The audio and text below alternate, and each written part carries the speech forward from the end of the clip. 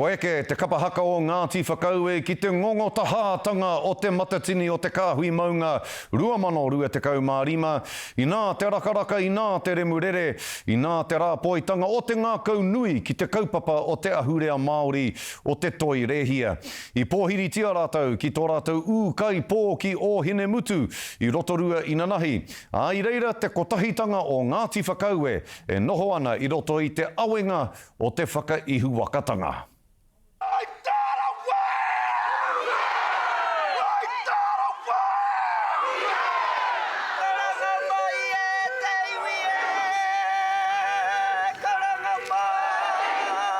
I konei ngā tāngata o tira a Ngāti Whakaue pohiri nei a tātou ki runga ki tō tātou marae ki te ihi te wehi te mana te tapu o tēnei taonga te toa whakaihuaka.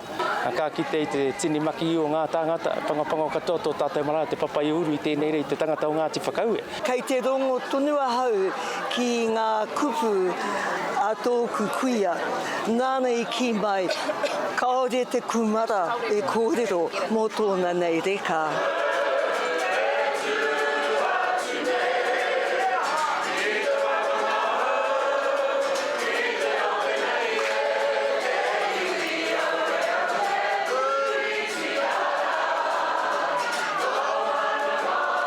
Kaore tēnei tuahuatanga i tau ki roto i a mātau. He tuatahitanga tēnei mo Ngāti Whakaue roto i ngā tau rima takau. Ko te tino tāhuhu o tō mātou kaupapa, ko tā Cavalieri Rāpata Gillies.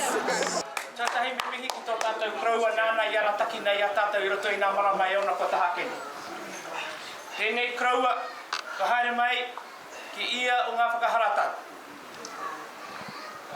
I roto i nā tau, wini te matatini kāre mātau te rā kraua i tō mātau taha. Nā reira e moke ana mātau te kapa o Ngāti Whakaue ki te rā o nā kraua tā rapata. O rātou ke me tō mātou kraua a Uncle Bon, te tino kaupapa me te tāhuhu o te whare, o te hōtaka, o te matatini, mō mātou nei. Ai taranaki, Rua peu, tongariro, ki make tū.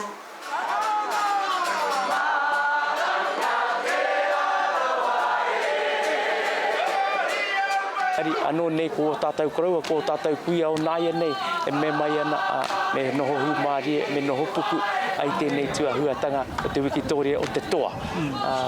Whakaihuaka o tēnei o ngā taonga o tātou.